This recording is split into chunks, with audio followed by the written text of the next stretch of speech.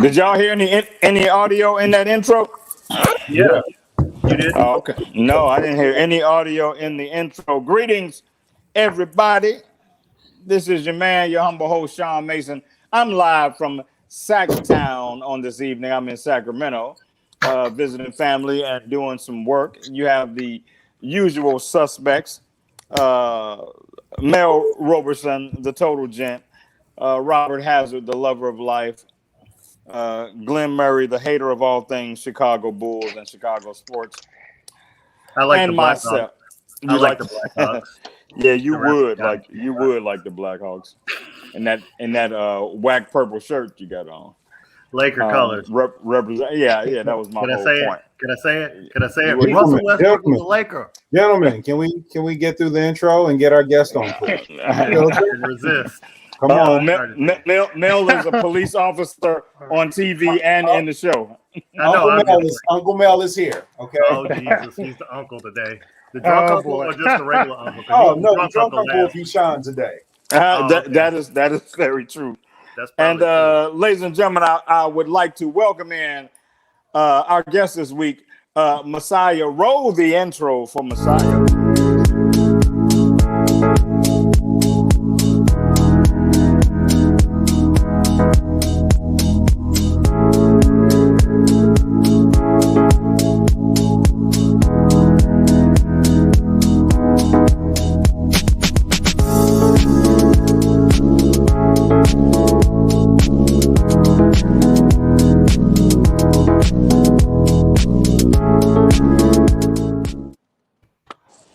Wow, that was a welcome, intro. Good brother. Man, yeah. I'm loving that. Messiah, you got the best intro yet. Whoever did that, I owe them some money. Yeah, it was me, bro. It was me. Yeah. Oh well, yeah, He's gonna send you his invoice. that was kind of heavy. That was kind of heavy. Messiah, Yeah, how you doing, man? I'm all good, bro. How about you? Thank y'all so much for having me, man. I'm honored. I'm ready No, man. Thank you for taking the time, man, to be with us. And if you see us looking down, it's not because we're being negligent, but we're sharing the show to our Facebook pages, and we're asking all of our viewers to do the same. Hey, Tammy Lynn Connors, we appreciate your faithful viewership. Yeah, I was going to ask you, how can I do that? Can I do that on my phone and be on with y'all at the same time? If you're able to go to the NDTV page, you'll be able to share it, copy the link, and then share it to your page. That's the way I do it. I don't know if anybody else has any tips, but I typically just share and then look for the options that it gives me, and copying the link is one of the options, and then I copy that link to my page. So if you want to do that, that will probably work. But we're honored to have you, man. Glad that you took the time, man, to come and hang out with us live from the cave on Thursday nights at 9. It's 7:00 where I am. But yeah, it's all good. So how's everybody doing, man? Doing good. Doing great. Good. All right, Rob, that's a mighty blue shirt you have on. Thank you. Got on your Royal Electric blue shirt. I heard Messiah. I heard you're a man of Omega.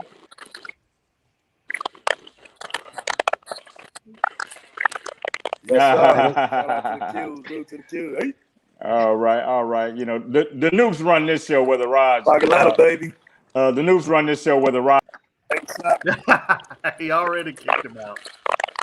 We have an alpha or an executive producer, so anybody that's not alpha, he kicks them out at least once per show. Once a show. Absolutely. Hey, man, so let's jump right in, man. We got a couple of things to discuss, man. But I think first, man, let's jump into this whole Simone Biles situation, man. My heart goes out to that young lady. I'm really proud of these young people that have, put their mental health, as a priority, man, and are not letting other people determine, how they handle that and how they navigate it. I don't think that people really understand what it takes to perform at that level, to be under that degree of scrutiny. It's so easy to sit back and say what somebody should be able to do or shouldn't be able to do. And so when Megyn Kelly made the dumb remarks that she made. I don't know who that is crackling, but everybody. I was gonna. We think it's you, bro. Yeah, we think it's you, because we're all on mute.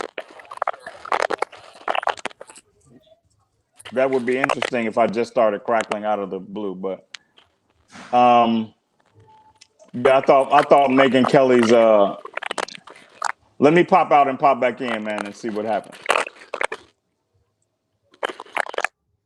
So what Shawn was saying was the Megyn Kelly. I guess Megyn Kelly said something about Simone Biles. I know she said something about Naomi Osaka. Did she, in her infinite blonde wisdom, say something about Simone Biles as well? I'm not sure. I didn't catch that. What I will say though is I applaud her for taking care of her own mental health. I mean, it's necessary, bro. Like, you know what I'm saying? And she would have, either way it goes, she would have been under scrutiny, right? So if she performed and didn't perform well, it's what's wrong with Simone Biles and why is she not, whatever. But here's the thing, and I made this post on Facebook earlier. They when Tiger first started competing, they used to what they call Tiger proof these courses. They made the courses longer because he was kicking everybody's ass. So they basically altered the way scoring took place in golf in order to make it fair for the other competitors. And I think it's crazy when you have to make the best people stifle their performances in order for everybody else to be okay. I thought this was a thing where we made other people rise to the occasion. And so for them to alter the scoring based off of her performance shows you, number one, she's amazing. And then she had to dumb down her performances just to be able to be in the Olympics. It's dumb, man. It's dumb. So I support her 100%.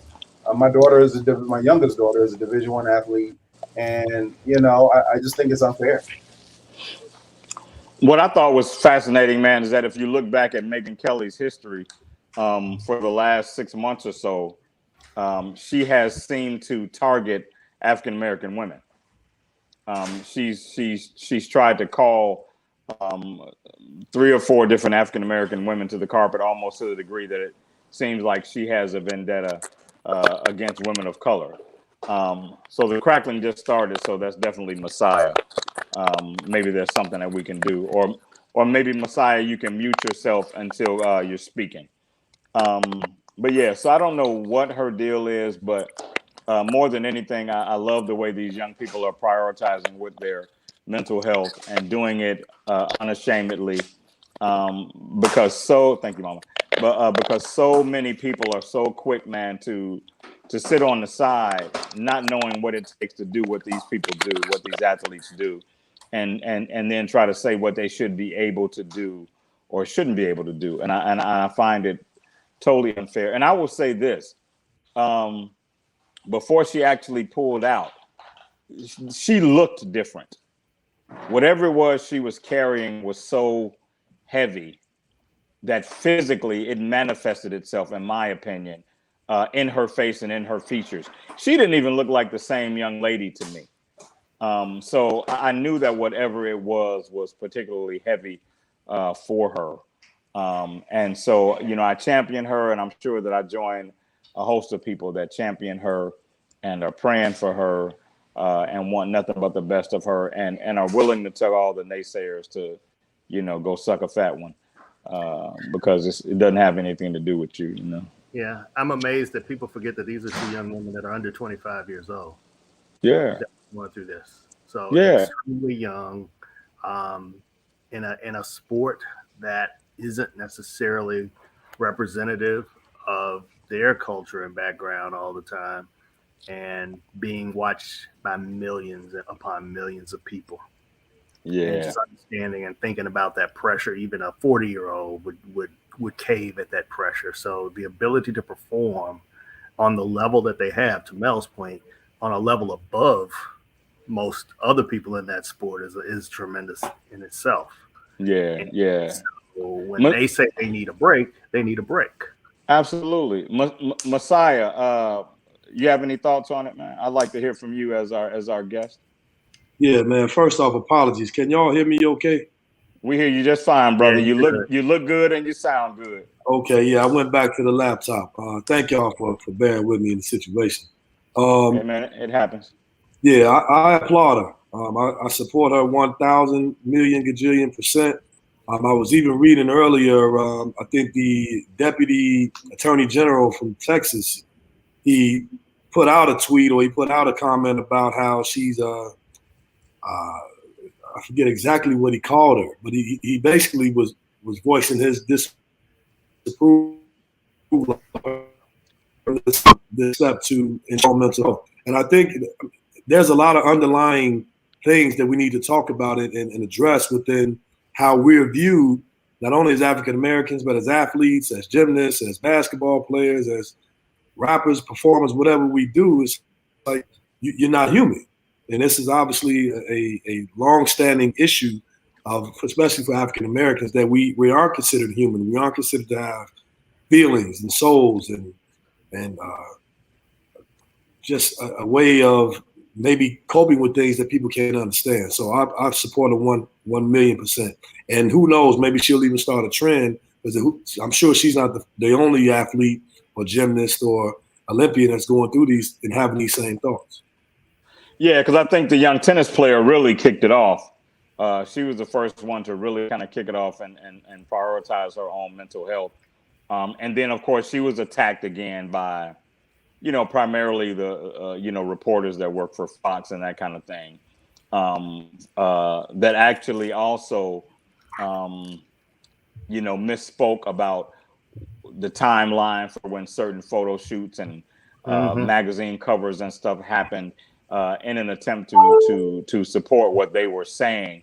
But as a photographer, I can tell you that a photo shoot is a different anxiety currency than an interview, especially if you have a relationship with the photographer or whatever. I thought that was the dumbest thing that they ever could have said, because the two things are so very, very different. But if you don't know the energy that is a part of those different things, you might not be able to understand how different they are. But for her to do a shoot for a cover of a magazine is a far cry from sitting down and being peppered with questions about her performance and what she's done and yada, yada, yada. And it would require a totally different emotional currency. And so, I thought that they really revealed their own ignorance in attacking her that way. But that also raises another question for me, man. And I was thinking about this the other day. I really don't spend that much time when the Olympics come around watching them, but I watch some of the swimming and I watch some of the ladies volleyball and the men's volleyball and that kind of thing. And it made me wonder, man, if people that are not people of color, particularly African American people, can fathom the duality that it requires to give yourself to a sport in the effort to represent your country, and it's a country that has boldly and blatantly and in brass fashion never loved you. Correct. That's to me that's a tricky thing, in itself. You may, ultimately have the goal of being recognized as the best to ever do it, or one of the best to ever do it, whatever your field of endeavor might be. But at the end of the day, the goal is to represent this country, and this country has never been willing to represent you. So, so if that be the case, though, then there needs to be a stand where you no longer choose to represent the country.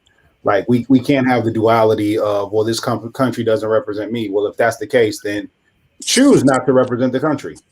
You know what I mean? Well, I think the duality exists. It's just a matter of I'm talking about the reality of how you carry it. I don't. Me personally, I understand why somebody that has a particular gift wouldn't sacrifice that gift in this space, and they would choose to tackle the pressure that it takes, the exhausting pressure that it takes to represent a country that doesn't love them, because that's also robbing them of their gift, what they're special at. It's almost like, this is a far cry from the argument, but it's like the people that say, okay, with all the good that I remember when Jesse Jackson was found to have fathered a child out of wedlock, and people said, okay, that's a real heinous thing, but does that remove the good that he has done? Does that remove the strides that he has helped us make. Some of the more extreme examples of that have been, people talking about what R. Kelly has done for the music industry and being able to separate yourself from what his personal life has represented. So I don't think that, it's fair to do that, Mel. It's absolutely fair to do that. But I also think that if you think this particular sport or this thing is your calling, it's your zenith, then I think you go forward and you try to learn how to navigate that space, because at the end of the day, it is the thing that's going to bring you the greatest light. So I don't know. I'd love to hear from you guys on that, though. Well, I think it's hard because you're talking about, and we're not talking about like the basketball players or anybody like that who can go to the NBA and make their living. You're talking about the only way that a lot of these athletes are able to get endorsements to really earn is to perform well on the Olympic stage. Yeah. So it's a tough choice. Do I, give up what I've worked so hard, probably most of my life for? Right. Or do I go and make the best of that situation, take advantage of that situation, perform to the best of my ability and capitalize on it?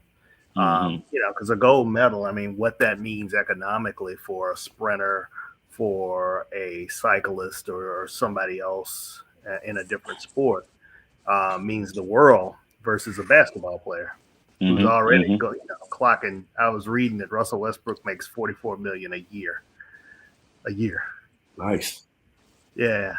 And so you're talking about salaries that are just astronomical.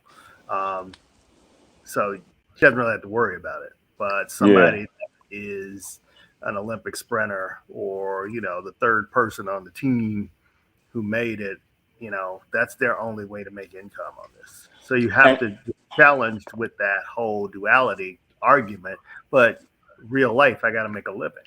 And while it's more polarized because it's the Olympics, that exists in many facets of our world today. That's the whole reason Colin took a knee. You know what I'm saying? So sometimes the vehicle itself is the bigger piece of the puzzle, and so with the Olympics, it makes taking a stand an even bigger piece of the puzzle because you're pitting yourself against other countries. But my heart goes out to particularly, man, Black Olympians, man, because your goal is to represent your country, and this country has faithfully slighted you. Right. But I have to say, it's still your country, whether people don't like you or not. You were born here, and you deserve that right to stand there and be and represent your country. Because it is your country, and you can never let anybody take that fact away from you, and that's the biggest part of it. Most of the people that yell about this is our country. Their country is basically like a 5-mile radius, and all they know is their neighbors and the neighborhood they live in. He's fighting for us. Yeah, that's why you always hear about the people talking about "come take my gun." They're usually in the middle of Wyoming, somewhere where you don't even know how to get to them to take their gun.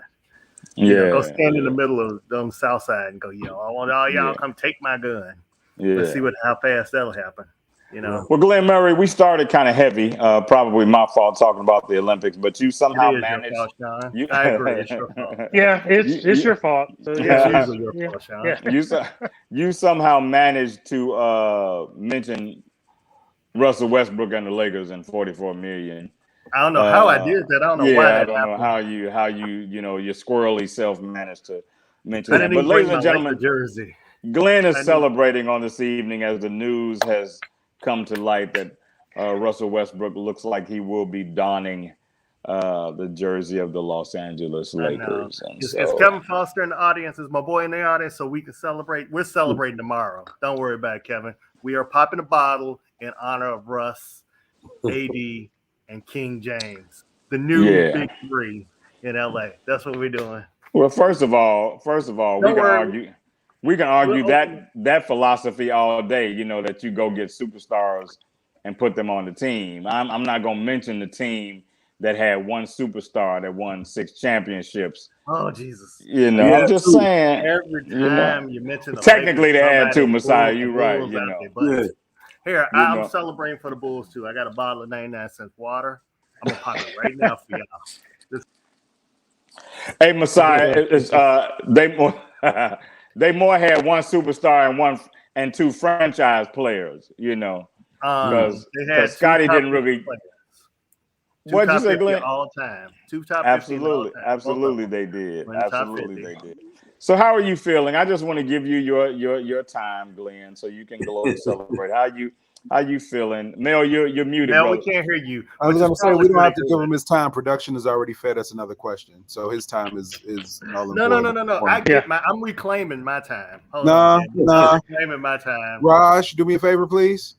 People in Milwaukee. Thank you.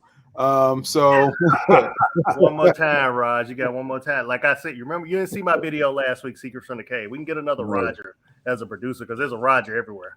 There's a drunk uncle. There's a drunk uncle at a barbecue named Roger somewhere, and I can go pull him in and he can StreamYard. Remember that. Go ahead, Raj. It's okay. He posted it. I got it. Glenn, did you do a Secrets from the Cave this week? Yes, I did. I was cooking. Wow, I missed it. I was in the kitchen. Okay, so listen, from the production team, and I think this is a great question from the mind of men to address it. You know she's not ready for a relationship when? Messiah.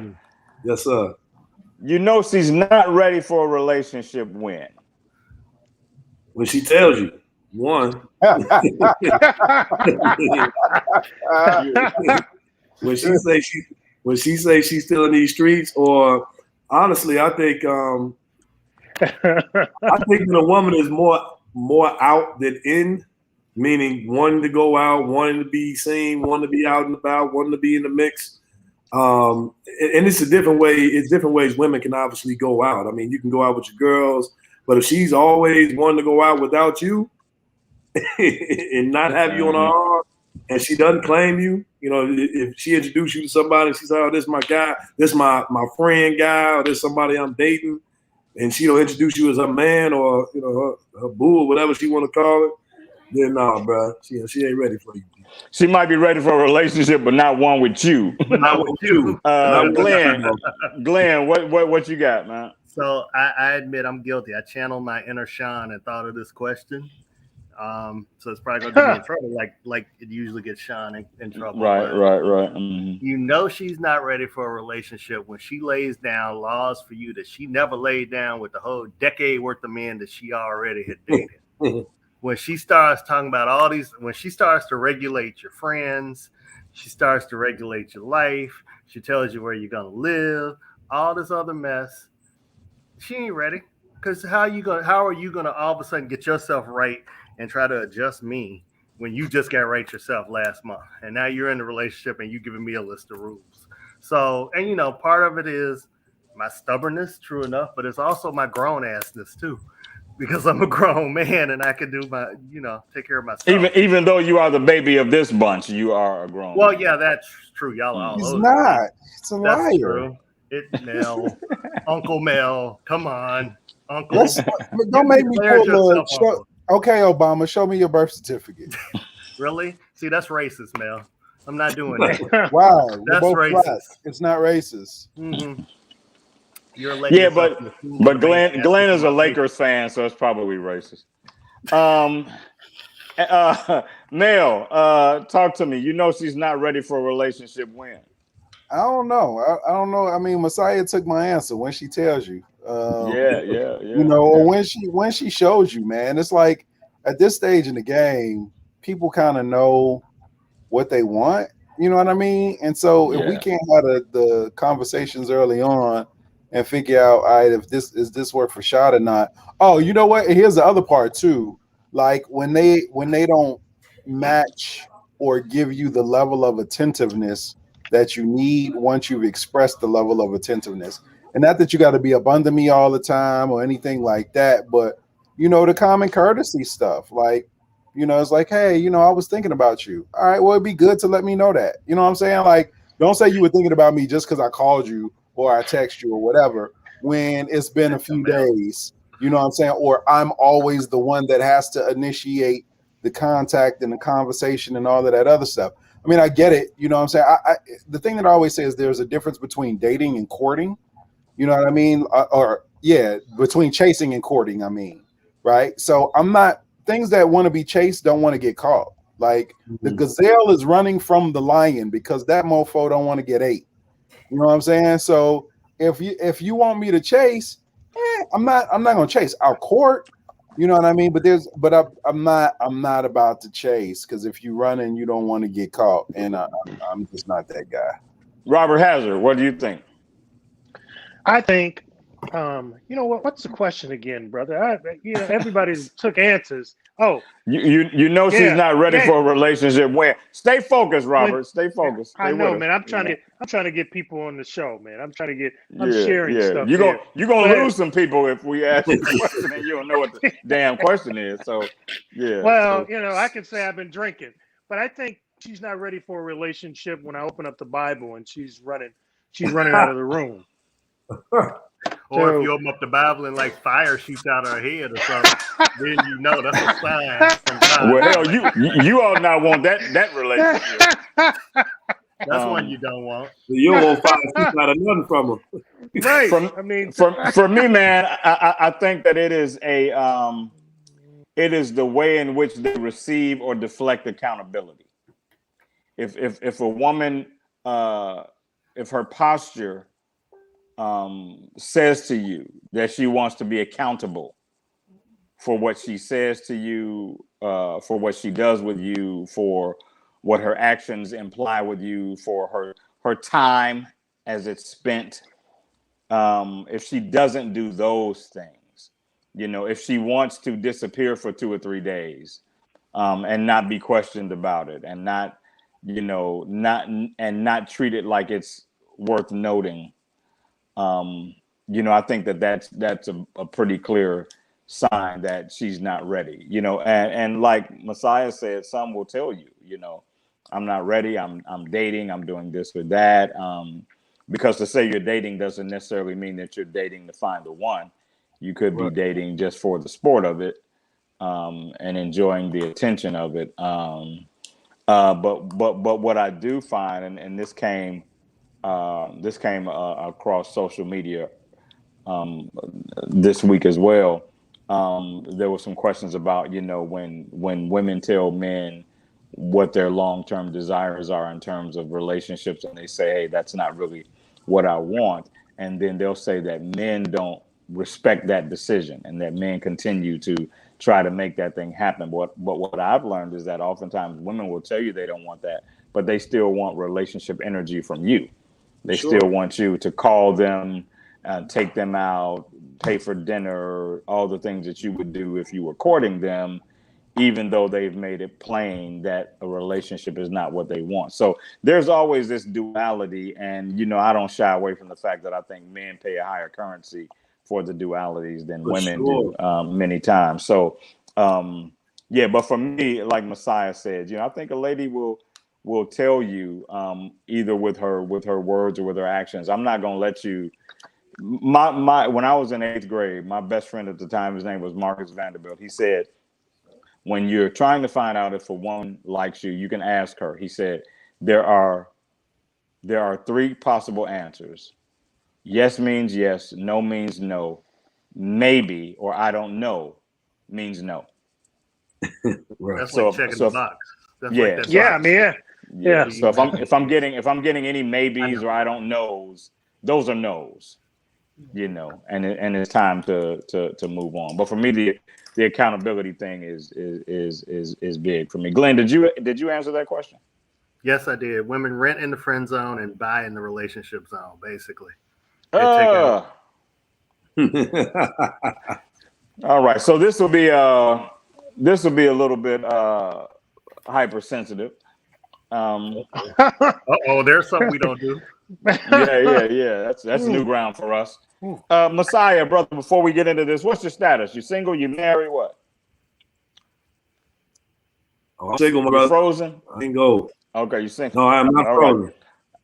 Okay. So all of us are on the same Paige with this. So, hypothetically, if we had mates, is there something that you wouldn't tell your mate that they need to improve? Glenn, I want to hear from you first. Is there something that you wouldn't tell your mate they need to improve? Why? First of all, why did I get picked first for this? Because you're wearing that purple ass shirt. Because we want to got nothing to do with the Omegas, though, Messiah. Nothing to do with the Omegas. It's about the Lakers. It's about the Lakers. Yeah, mad disrespectful tonight. Yeah, just mad disrespectful. That's all I got to say. There's a lot of disrespect in the room tonight. What wouldn't I? There's not much that I wouldn't say, because if I'm with you, you know that I'm telling you something that's for your own good. So you've got to understand the place that I'm coming from if I tell it to you. Now, I'm not going to be like, you need to drop a few because you're looking a little chubby. Well, then there it is. There's the thing that you wouldn't tell. That's So you did all that dancing. No. You did all that dancing, and then you walked right into the thing that you wouldn't tell your mate. He just would say 8 is not great. I've been drinking. Right, man. He would just say 8 is not great, and she would need to. See, this is why you shouldn't drink and post. Hey, nobody knew I was drunk until you just said that. I was maintaining myself very well. No, we kind of knew. We knew. Yeah, whatever. We knew. Learned the words and everything. Robert. That's Robert. That's I don't really, Robert. After last week, let's not. Right. As he turns up right now. You have already not known what the question was this week, Robert. And you're drinking water.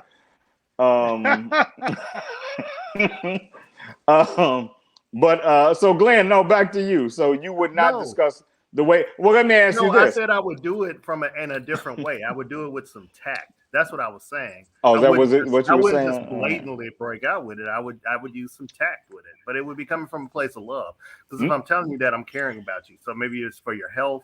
Maybe it's for your appearance. You're not necessarily caring about her. Maybe it's a selfish reason that you have. Mel, what if it's a sexual thing? Would you tell your mate that there was a sexual need that she was not meeting? Ooh, Jesus. Don't say that, because I'm coming your way, Robert. So don't, if you're gonna scream Jesus, pray first. Ooh, I got a neck stretch, Glenn. I've never gotten a neck stretch out of Mel. This is gonna be good. Here's the thing about me. He didn't lean in that time to tell you what. But here's the thing about me, right? The women that I've dated have said to a certain degree or extent that I'm blatantly honest. So yeah, I mean, I don't think there's anything that I can't say. I just have the ability to phrase it in a way that is more palatable than what Glenn would say, because he's extremely harsh. I said I spoke in love. I didn't say I would tell somebody they need to drop a few and they look like they're about to weigh in for heavyweight. I never said that. You never said it exactly like that. Yeah, but you're skirting the sex component, Glenn. Would you? I asked Mel the hard question because I know Mel can handle the hard questions. I'm gonna let him handle that hard question. Yeah, I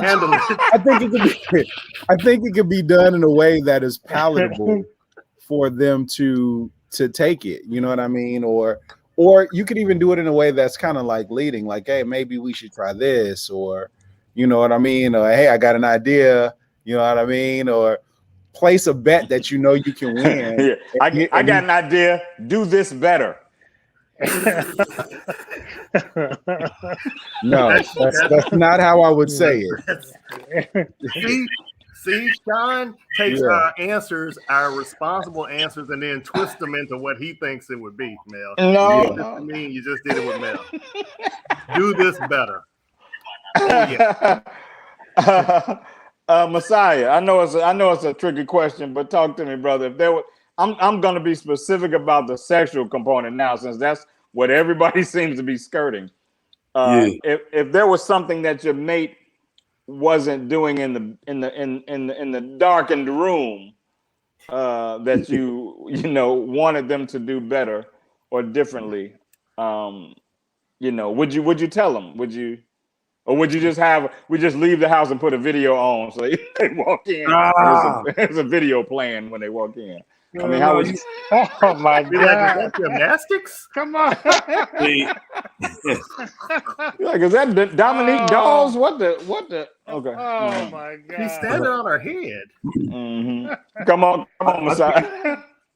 Yeah, I think if it's sexual, I mean, you have to say it. I mean, on both parts, whether the male or the female. I think that if you're in a relationship, a marriage, a committed situation, or even just y'all doing y'all thing, but it's more so on a consistent basis where this isn't just a one-off. And I think everybody should get what they want, or at least say what they want. You may not get it, but at least say, hey, I want this to happen, or I would like for that to happen. I don't think there's anything wrong with it. I think there's too much of people sweeping things under the rug, holding things in. I do agree with Glenn and Mel even, it's about being honest, but it's also about doing it and being honest with tact, especially. And also I think the timing is key too. Like, I think if it's something sexual, maybe say it, if not in that moment. Over dinner, huh? Yeah, or right after. You can't say, hey, 2 weeks ago when you didn't do X, Y, and Z, you know what I'm saying? I really felt some kind of way about that. I think you got to kind of hit it right then in that moment or soon thereafter. And that'll be making it more. You got to hit it right there in the moment. Yeah, you got it. You got to hit it right there. Okay. You got to hit it, man. Yeah, you got to hit it. Robert, while you hitting it, answer the question for me. So here's the thing. I think that we have to season. For me, I like to season my words, carefully. Season your That's words. Right. Did you say That's season right. them? I He did. He said season them. Yeah. I know you were in the kitchen cooking. I would have expected that from Mel, not from Rob. But I cook too, Shawn. I cook. I know Mel and Glenn do all the perfect chef stuff, but I order in and then I still season it just a little bit to my liking. But I would. We're talking about food, right? We are talking about food still, right? Yeah, we're talking about food. We're talking about food. But here's the deal. I would tell my partner if I've been with them long enough, these are some of the things that I need. And some of those discussions you might not want to have while you're at home around knives and things like that, because women can be emotional. But yeah, I would have those kind of discussions and let them know.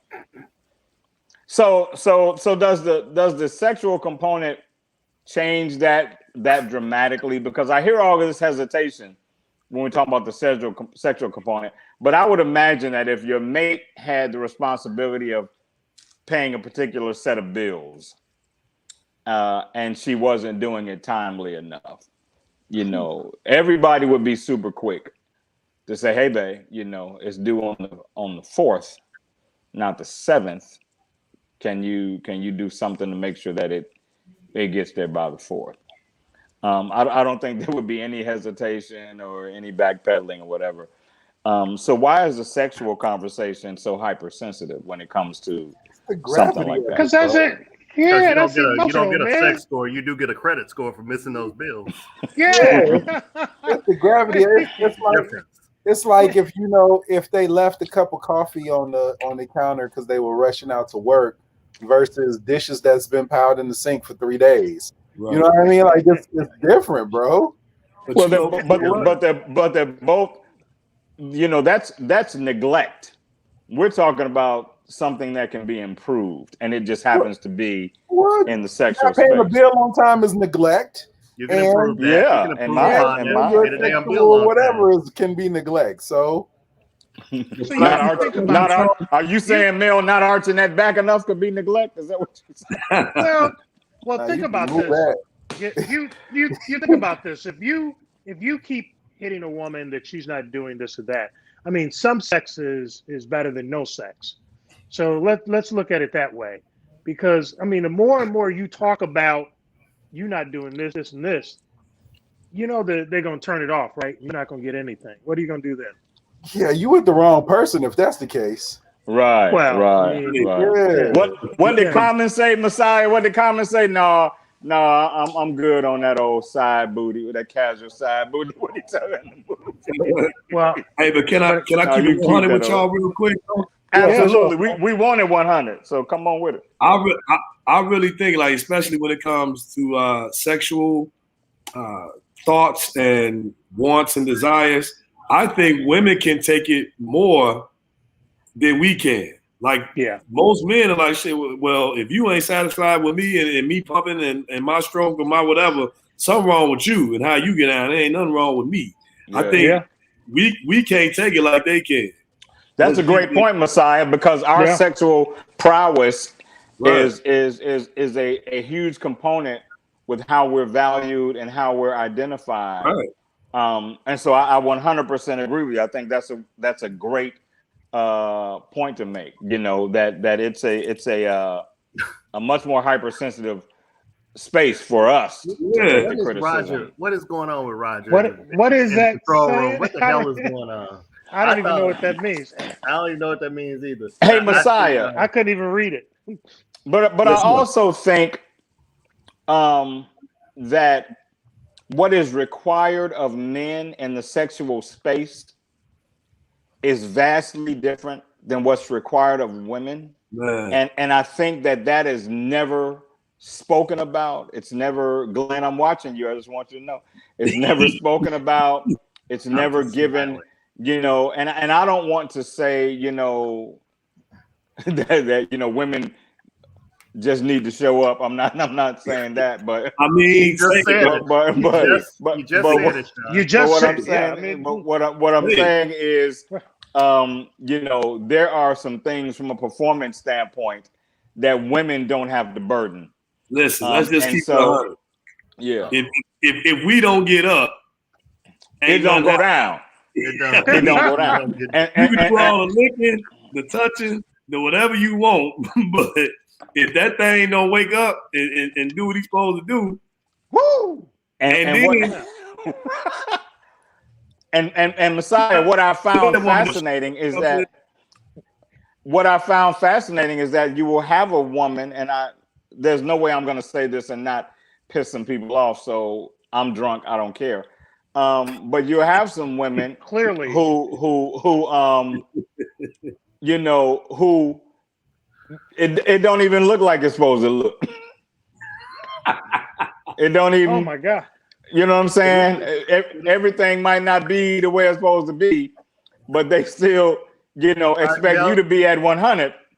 You know, and will judge you, ridicule and mock you if you're not at 100, even though they coming in at 25. You understand what I'm saying? Mel, you want to do the disclaimer, or you want me to do it? Yeah, I was wondering. You want me to do it, or you do it, bro? Which one you want? I can do it. I was waiting.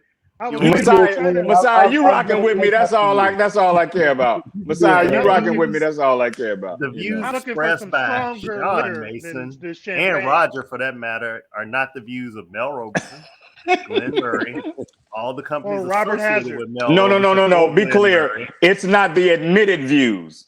Yeah. Not the expressed views. Shawn, please. So we get this disclaimer out.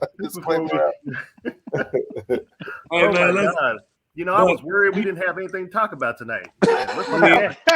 I'm just saying, I've been wanting to say that a long time, Messiah. You know, this is like week 65 of the show, and I'm just not saying that. It's not, I think that's real. It's size, it's stamina, it's positions, it's timing, it's, you know, all of that. Comfortability. All of that. I mean, and if I come up short, it don't matter, you know, what that other partner looks like, smells like, what their chemistry is. None of that gets to matter. You know what I'm saying? The man carries all of that. You know what I'm saying? And I've always found that fascinating. Now, don't get me wrong. I'm a seasoned brother. I've known you got to carry it. You know what I'm saying? I've had to carry it my entire adult life, but I still look at it and go, wow, that is pretty fascinating, / whack. But it is, it's not whack though. It's not whack to you. It's whack to me. It's not whack to you. It's not whack because it is the way that God designed it. Just like it's not whack that the woman has to carry the burden of carrying the baby for 9 months. Like we get away with not having to worry about none of that, fam. You ain't got no morning sickness. You ain't got no swollen ankles. You ain't got none of that. I respect all that, but they two totally different arguments, Mel. They two totally. That one doesn't justify that other one. So, I respect what you're saying. I'm so saying you can't even introduce it. That is the full makeup of what God has done. I don't think so. John is I don't think so. What you're talking about it from a performance perspective. What you're talking about is God's divine plan. What I'm talking about is the way the act of sex and who carries the burden and who carries the responsibility has morphed over time. I don't think we're talking about the same thing. I respect your opinion. I just vehemently disagree with it. I don't think we're talking about the same thing. Women control sex. Yeah, they do. Men low key carry sex.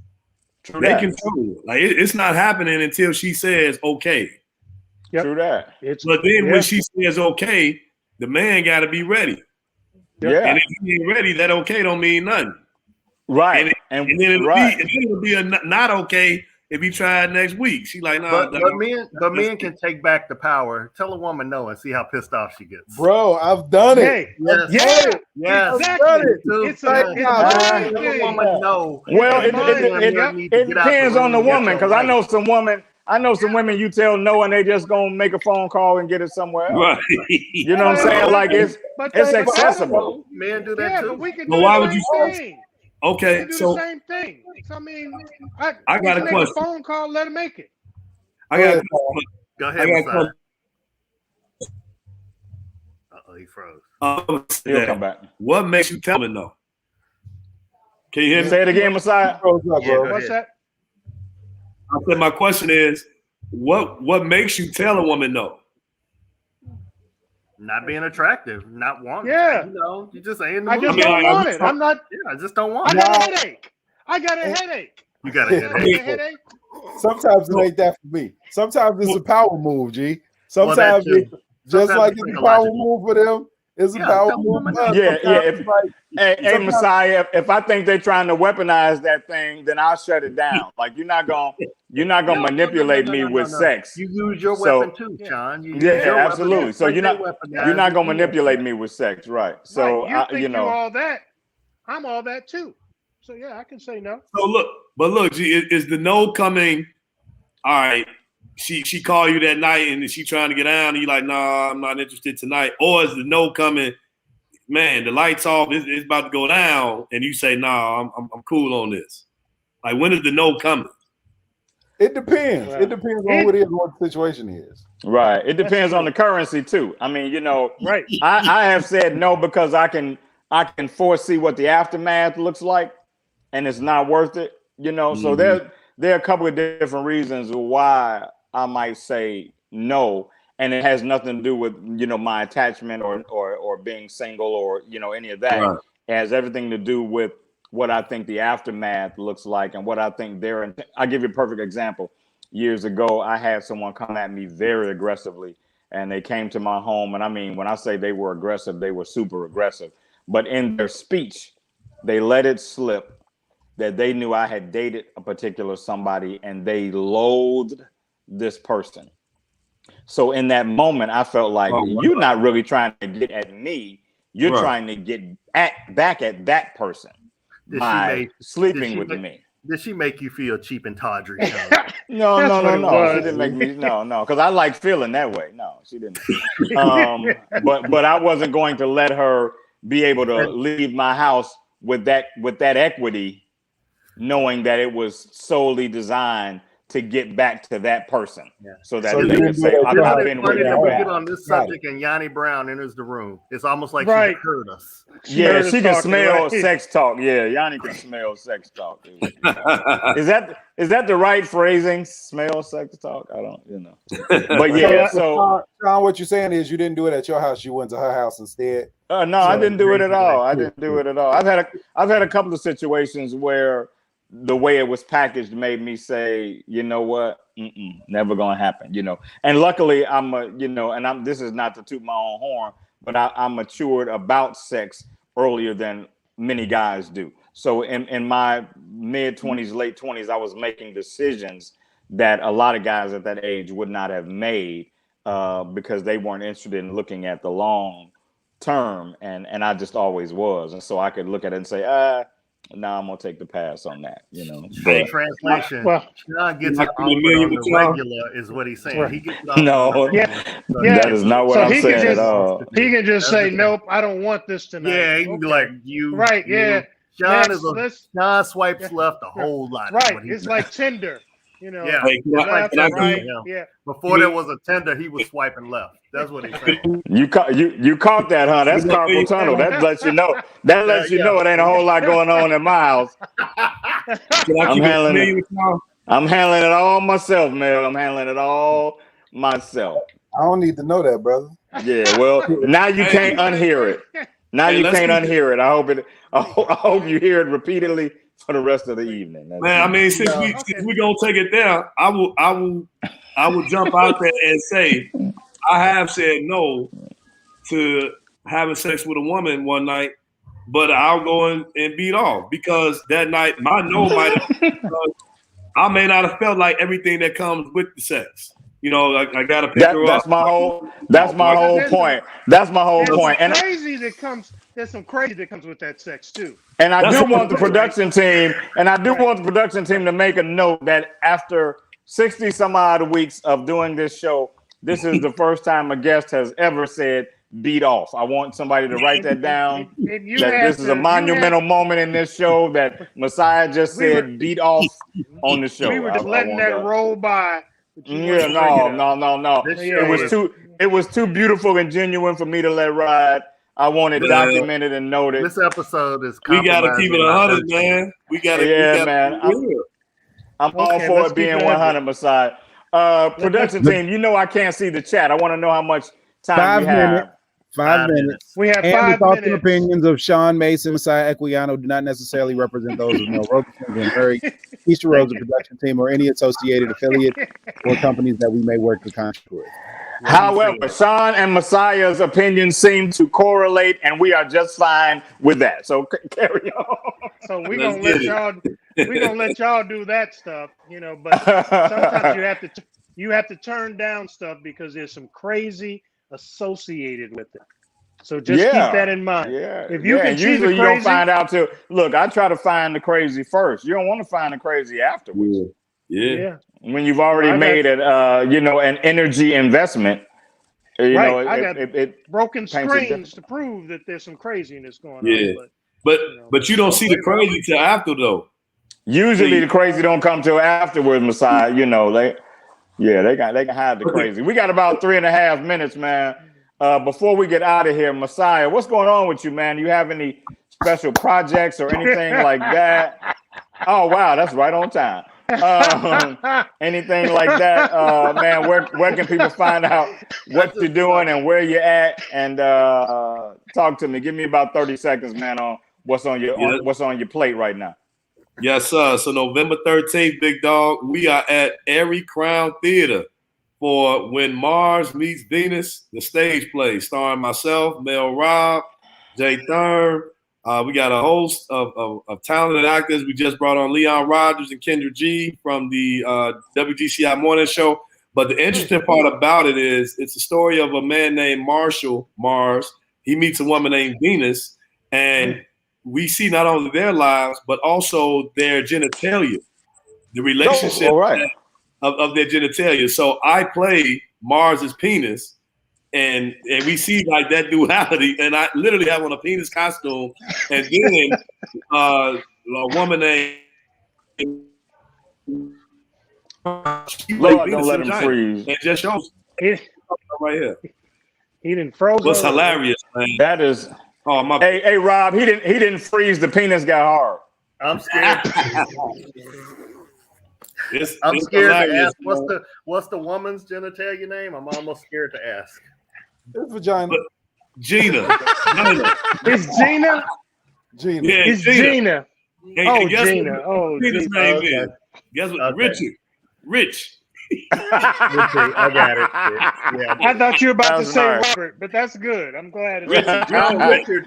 Richard, What's Richie short for Rich. Richard? You know. Yeah, man. I saw Leon Rogers in the airport this morning. So Yeah, man. He on board. We rocking out. But I'll give you a prime example, like what we were just talking about. Mars is married, and his penis is like, look, man, I'm tired of this. We be rocking with Venus and Gina every day. I need something else, man. And he convinces Mars to go out and cheat. And it just kind of dives into the duality that a man might have with his own self. His big head, his little head, literally. So, yeah. Man, My brother used to call it the married man's Playboy calendar. It's the same woman every month. Okay. Hey man, look, I'm live from Sacramento, California. I'm glad that I didn't miss my time with the fellas. It's actually only 8 o'clock where I am. But you guys were awesome tonight, as always. Messiah, you were an incredible guest. I did not know you prior to this. You came with a lot of hype and a lot of excitement. And I want you to know, from me to you, brother, you made every bit of that true. I enjoyed you, and I'm looking forward to the next time that the Cave has you on. Mel, Rob, Glenn, Roger, Keisha. Messiah, could you stay around? All. Can you stay around as well after the show? Yes, sir. Yes, sir. Yeah. Perfect. I'm not going to, guys, because I'm out of town. But I love you all. This has been a great show as always. Everybody that's watching, we appreciate your support. We hope you continue to rock with us. We'll see you next Thursday at 9 with a whole lot more to talk about. It'll be me, Mel, Rob, Glenn, and another esteemed guest. But until then, this has been Live from the Cave, and we'll see you guys next time. Camped out at home for COVID? Join us, Indie TV, where you will see the talk shows, movies, drama, action, and comedy. Be the first and see it first. Sign up now for free at Indie TV.